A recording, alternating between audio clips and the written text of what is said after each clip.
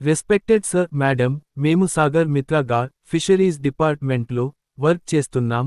మేము 2021 ఏప్రిల్లో ప్రధాన్ మంత్రి మత్స్య సంపద యోజన PMMSY పథకంలో భాగంగా మమ్మల్ని 5 సంవత్సరాల కాంట్రాక్ట్ ప్రాతిపదికన సెంట్రల్ గవర్నమెంట్ వారి ఆదేశాల మేరకు స్టేట్ గవర్నమెంట్స్ వారు డిస్ట్రిక్ట్ సెలెక్షన్ కమిటీ ద్వారా సాగర్ మిత్రలను మెరిట్, ఇంటర్వ్యూ, కంప్యూటర్ నాలెడ్జ్ వంటి పరీక్షలు నిర్వహించి మెరుగైన అభ్యర్థులను సాగర్ మిత్రలుగా తీరప్రాంత గ్రామాల్లో మత్స్యకారులకు సేవలను అందించుటకు నియమించి ఉన్నారు.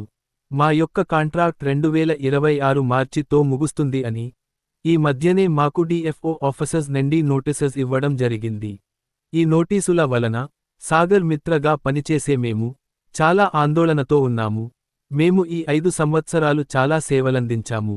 ఉదాహరణకు బ్యాన్ పీరియడ్ సమయంలో boat enumeration, data collection and data entry, cyclone alerts, NFDB registrations, e-shram registrations, transponder installations, boat movement and catch particular registers, leasing of public water bodies, aqua and non-aqua zones Excel preparations, seaweed culture works, boats physical verifications, M-Aadhaar installations, KCC loans, letter preparations in MS Word and data preparation in MS Excel ఇంకా మిగతావి. మా పై అధికారి వారు చెప్పినవన్నీ చేస్తున్నాం.